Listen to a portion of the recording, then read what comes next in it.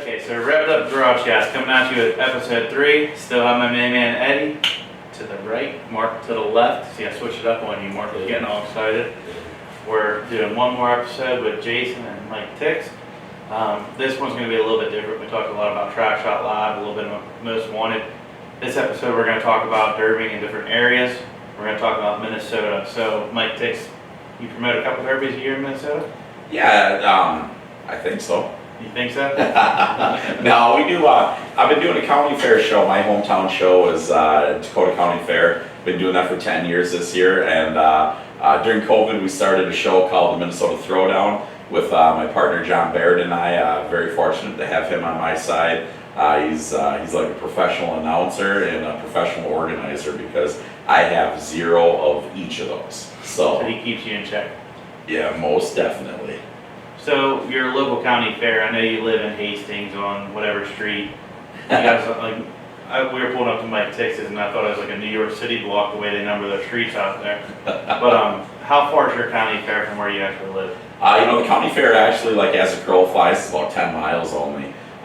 We live in the land of the flat in square miles, so it is 100% that way. On every square mile, there's 4 corners, and we use every one of them, put a street corner on it. So I actually got to go with Jason and a few other guys. We got to go to Minnesota Throwdown. If you ever get the chance to go, it's definitely a pretty good show. You do a little bit different than some promoters, from what I've seen. You have a whole environment of fun compared to just the Demolition Derby. Sooner or later, Demolition Derby is going to get boring. I mean, because the overall outcome of everything is still the same. You're wrecking stuff, build, wreck, entertain. Let's make it fun for the family. Why do you want to bring your family with the Demolition Derby? I spent many, many years traveling all around the country running big shows without my family. It was 100% competition, and that's all it was. Sooner or later, you get sick and tired of that. You want your family to be with you. You want your kid to enjoy it with you. So we have tried for so long to make it a family fun entertainment. The Demolition Derby is a bonus. The fun for the family is what you're truly there for. Yeah, so I got to experience that. They had the beer garden, they had the music, they had the entertainment, they had all the food, and they stayed open a little bit longer. It just was a good all-around event for the family. When we went to Minnesota, though, we actually, I don't know if it's because I assume that it was because I'm in with Jason's crew. Mike Tix made us feel like part of his family. And for days before the show, what all did we do, Jason? We built cars for the Most Wanted class. There's so many cars to build, but Michael Tix provided like a really nice environment for us just to chill. Everything was taken care of. He gave us the top floor of the penthouse. Yeah, he just opened his doors and it was beautiful. let some of these guys come in and do their thing. I was just talking to Frankie Guy outside. I'm like, dude, when are you gonna take a break from Derby and go Derby? Come to Mike Tix's house and get in one of these cars. Let Mike Tix put you in a Volvo or Frankie would be scared to death to run a MWP car. Yeah. You know what? I hate to burst your guys' bubble though. It's like you guys didn't get any special treatment. You want to be part of the Casa up there in Minnesota? Come on up, man. My Casa, your Casa. If you're into Demolition Derby and you're just a good person, I always joke around. It's like, go down to the neighbor down the road that you don't like and introduce them to Demolition Derby because it may be something that they're missing on, and that's why they're a bad person. I laugh and I joke about that stuff, but in reality, with all of us guys as a whole, that is truly it. My Casa, your Casa. I want you to come and experience a different piece of Demolition Derby in a different area, a different lifestyle, whatever the case may be, so that you can maybe take something that you do at your place and tell me it's like, hey, this is what we do at home. That's badass, man. That's what I want to do here. I want to incorporate that into the stuff. But the thing of it is I want everybody to feel welcome. That Demolition Derby, the family, has got you. We've got you covered. Definitely did a good job making us all feel welcome. Was it the Minnesota Derby that made you solidify the 50 states? Was it going to that one? Which Derby was it that made That you was think? my first one after I decided to do the 50 derbies in 50 states. That was my first out of town So it was event. California when you decided you were doing. California was when it sort of hit my thought process, and initially when I went out to California, I'm like, I'm gonna win 50 derbies in 50 states. And then I got there and I'm like, you know what? I see all these 70 score food, and I'm like, it's just about the experience, right? So I'm gonna experience running in 50 derbies in 50 states, and that's something that's gonna take a while, but I'm gonna keep working towards it. Actually, this right here, talking to Mike Tix on air about Minnesota, this is the last clips that we need to put the Minnesota episode to the public, so. Congrats. It's coming full circle, episode 1 right now. Yeah, this is huge, because so many people sit there and they're shy. It's like, I've known Steven for a while. We talked, we communicated in different ways and stuff like that. We've never shared Christmas cards or anything like that, and it was just over simple communication and conversation. Like, hey, dude, I want to do this. It's like, dude, come to Minnesota. Well, I am very disappointed because we built you a card here in Pennsylvania. I know. And then you stood us up. It hurt. God, it hurt. It hurt you. It hurt me. One thing Jason knows about me is Steven Sickles makes a deal. Steven Sickles is going to hold true to that deal and try and do as best as he possibly can. So we had a good card ready for you to rip.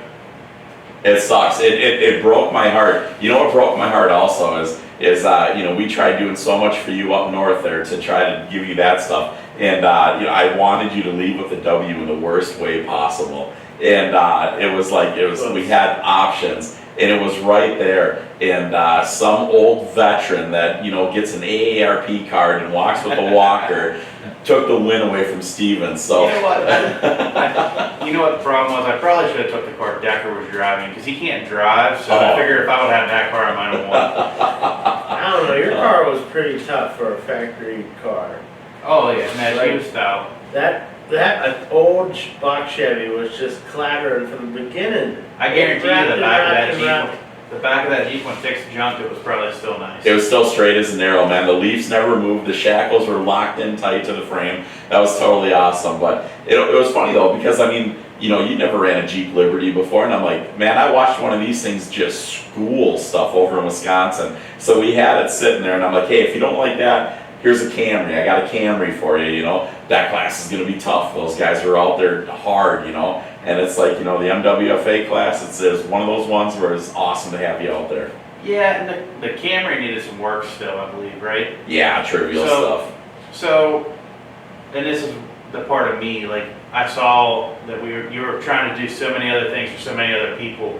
I don't want to put any more work on your shoulders at that time, so I was trying. Actually, I saw Bobby pick up a welder. I thought he forgot how to do it. But Bobby picked up a welder and was welding on the front of a Caddy. I was welding the rear end in a Ford Granada or what Fairmont. Oh, yes. The raffle car. All right, you gotta say, how much fun was that you jumped in with the TSL guys and we built that raffle car to give away? Well, first off, let's talk about how that raffle car got stripped. Stressful Decker. Decker is stressed out to the max. And he did something that we don't know 100%. He takes the blame, which the battery got hooked up backwards for a second and then maybe, and we couldn't figure out why it would run. So Tix was like, all right, just pull another car out. Decker's like running to the parts store, trying everything to get this van will not run. All of a sudden, Tix is like, no, we're stripping this one and building this one. He comes out with this pistol and just blows all the windows out the thing. I'm talking like, it's questionably close. Like, I think Kyle had just left. Kyle was like hiding behind the van.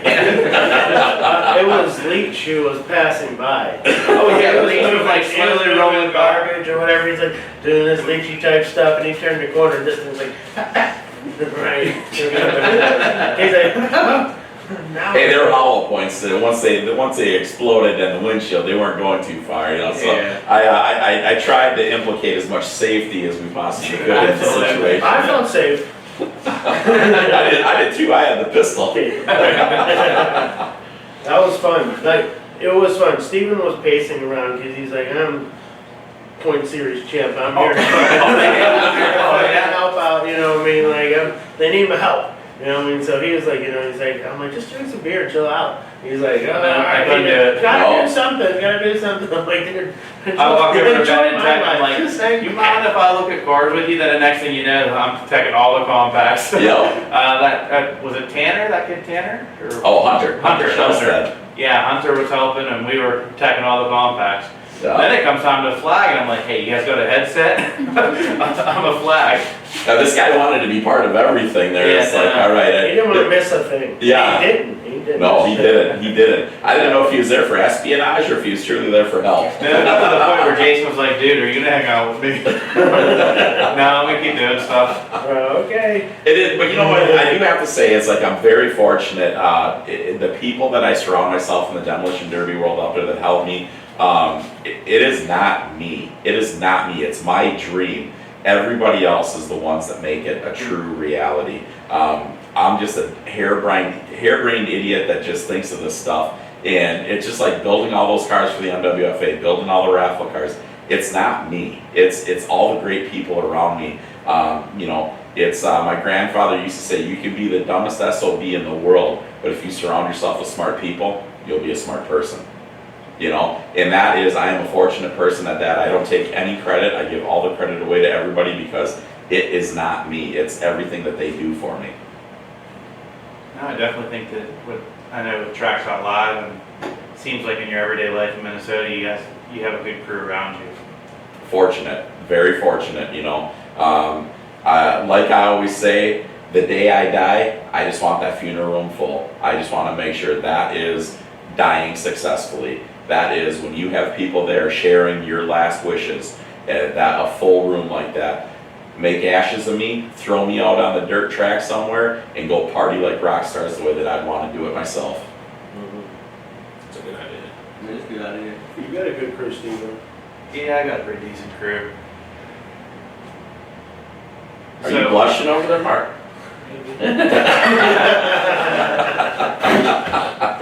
So when we get these guests in here that they were a little bit more comfortable with TJ. They had never met Mike Tix before today.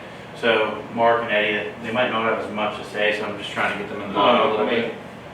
I'm just trying to listen. I mean, like I said, I didn't go to Minnesota, so like, I was. And that's where I was going to lead to.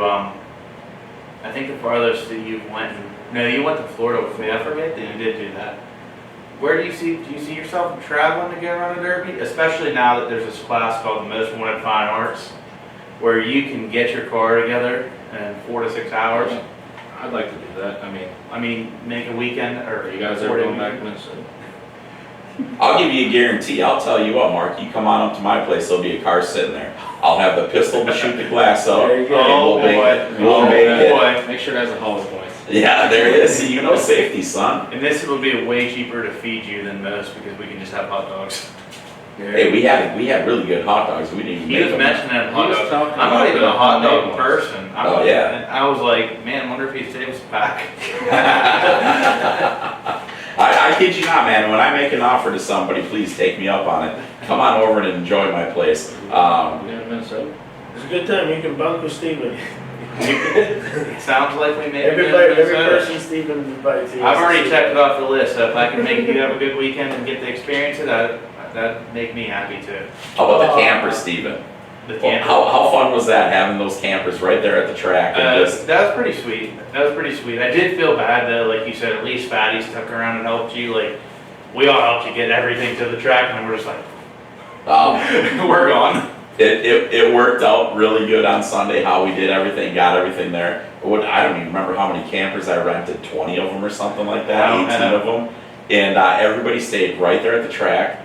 We had just a blast that way. We had bathrooms, we had showers, we had everything. It was all right there. It was great because, we all stayed together as a group. And our group just kind of, reminds you of like a cyclone, just grabbing more. Just everybody just gravitates to the core, and that's what we had shaking.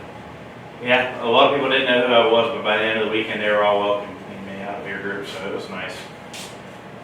No, it's unique, but I'm telling you guys, come on up, enjoy it. That is the beautiful thing about the Most Wanted Fine Art class is it is any piece of crap that runs and drives off the street, go out there and have fun. And when you take somebody like Steven Sickles that's wearing a ring and a belt and he goes out there in that class and he's having fun. And then there's some young kid, 15, 16-year-old kid, just takes a schooling to you. How about Fatty getting just tooled at Dead Man, Yeah. you know, by a 15, 16-year-old kid? For sure, a little Terry body, but it's him. Yeah, Let's go. that is it. Is Sauer gonna come to Minnesota again? It's my second home is called Most Wanted North. So yeah, I'm there. He's there, huh? He's actually, I believe Tix is in contract with trying to get an art gallery for Sauer. Well, he's already got one at We my already place. got it. We already I mean, sorted it. After the Derby, Michael Tix has this great idea, and I said, we can do it. The Casket Arts lady, Janine, said, we can make a giant sculpture after we're done smashing the cars and drop it off there. And we can just leave our lasting forever demolition derby experience. So, yeah, isn't that neat? That's awesome. We're getting there. A little at a time, Stephen. We're going to get people interested in I want to help you derby. make sculptures here, though. We need to get this. I want you to actually build the Gerardo one here. How about that? All right, I'll bring the earlier piece here. We have to build onto it. Okay, sounds good. No, I'll do it like in a week. Oh, that soon? Okay. yeah, I'm just gonna say, We're asking on you this- shall receive. No, we're on this project, guys. We got a very lucky for next year already. Like I've qualified for being on the beach, so I have to show up with a 15-foot sculpture, but I don't have a picture of one. So we need to make one immediately because the application is due in February. That's why I'm like, Okay. that's why we got to do it. I still got 15 foot bumper out there, the cars over there. That's exactly what we're doing. We're gonna put 15 feet of bumper, but you have to drive over it with your fork truck and shit. Like, we're making it right. Okay. We'll figure it out. All right. It's gonna be. If that's the hardest thing you gotta come up with is wrecking something, I think you got it covered. Sounds fun. So we're gonna make this episode short and sweet. Everyone gotta get back home on Sunday, so we're gonna wrap that up. Anything else you want to say, Tix? You know what, I wanna thank you guys so much for what you guys are doing here and everything like that. It takes courage to step out and do something out of your comfort level. It takes courage to step out and learn something new in front of the population of everybody out there. People are critical, they're harsh, they're mean, they say unkind things, but don't take any of that stuff, you guys. Enjoy what you're seeing here. You guys are doing a great thing, and this is truly what our sport needs, is more people to step out there on the ledge and give the truth to everybody out there as a general population. Jason, anything you want to say? He's right. They want to hear from you. Oh, they wanna hear from me? They want to hear from the champ. From the champ? They want to know how it takes to be champ, and they want to know what it takes to maintain champ. So you're doing the right thing. What do they want to hear from Mark? How to help? How to help?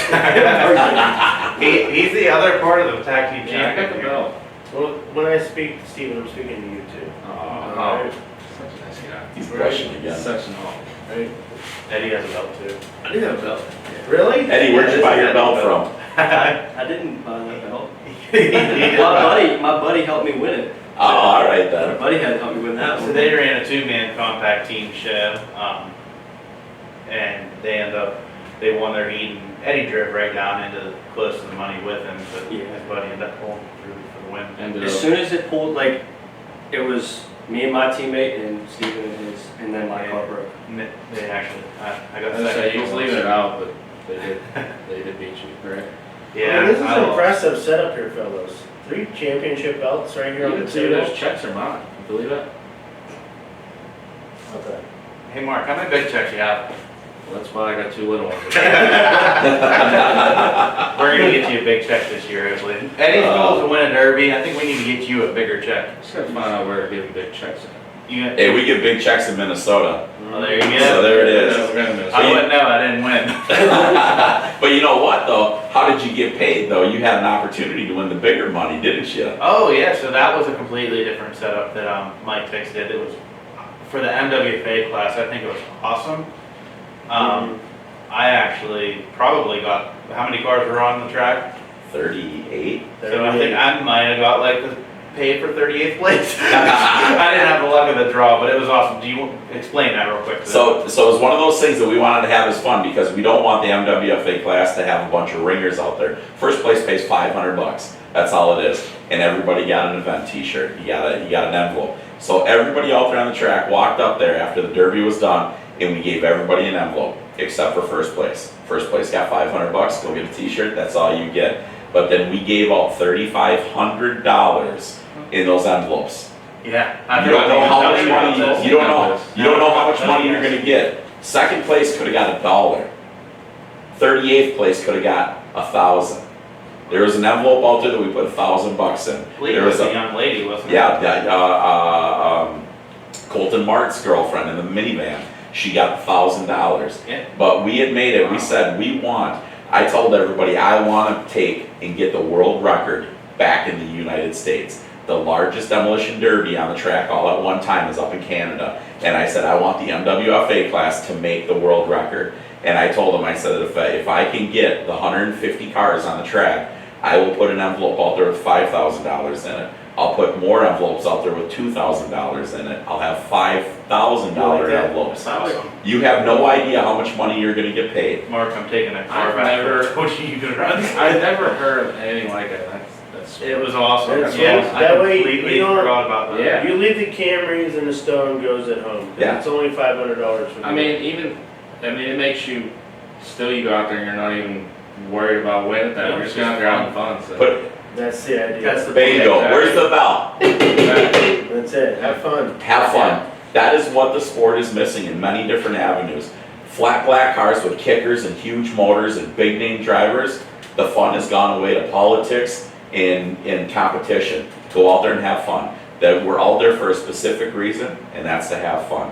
And I think there's still 110% a spot for them guys in the flat black cars and the kickers. Absolutely. Yes. But we need to be marketing the fun for them. Back to the roots. Yep.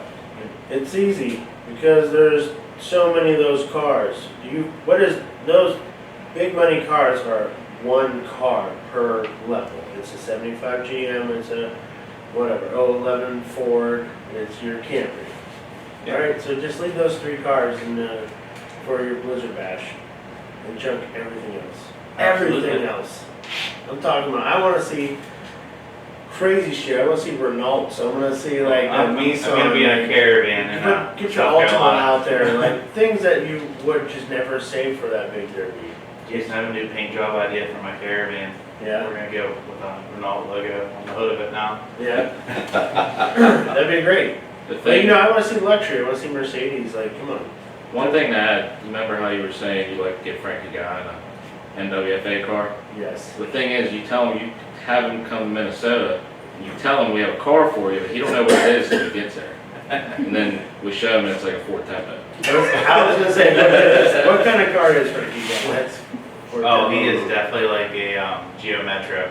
Imagine Frankie in a Ford Geo Festiva. Metro. Yes. How about a Yugo? Let's go find him a Yugo. Oh my God. No, Smart car. Frankie would definitely be the one, probably in something more to the extent of a caravan or an SUV for sure.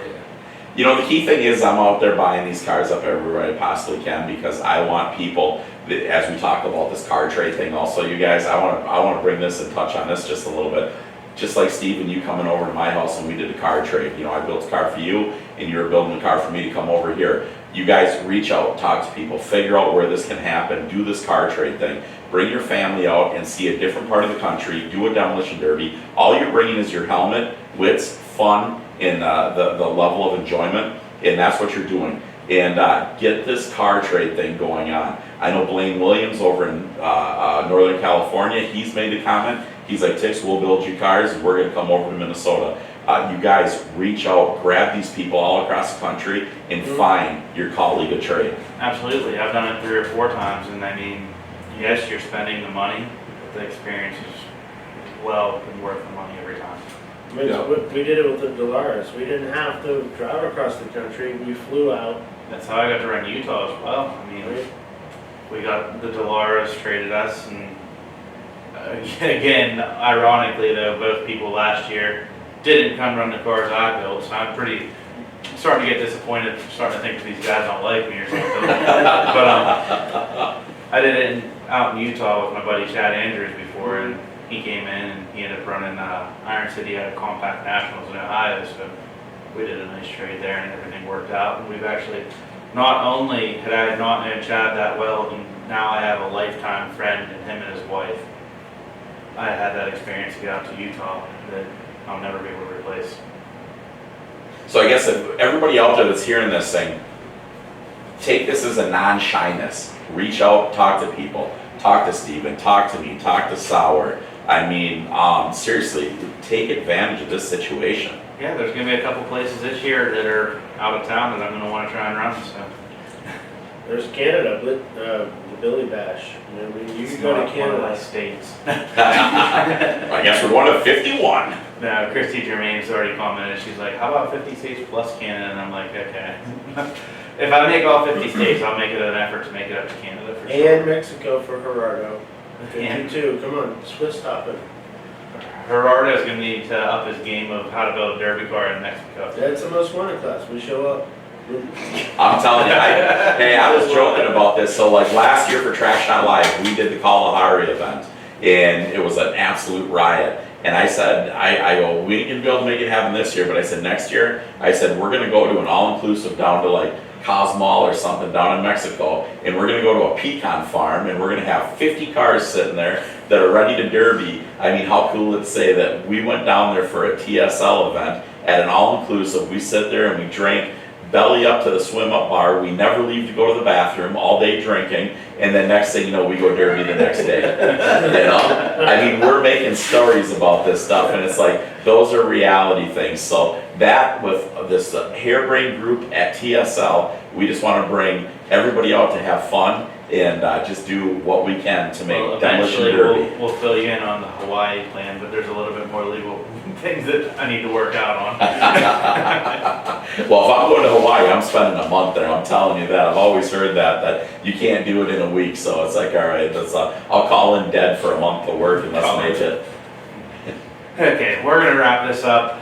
We're just having fun. My God, I'm so sorry. We've been wrapping it up for an hour now. Kai had to go help your wife, and Yeah, that's you know you surround yourself with great people when your friends go to take care of your wife. there you go. We was up during the wild. Right in downtown Pittsburgh.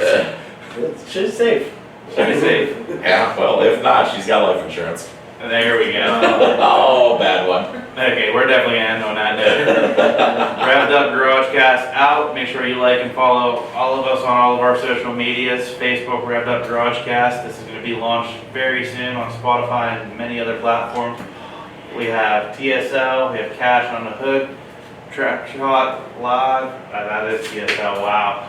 Best 20 Car Club, MWFA, we're out.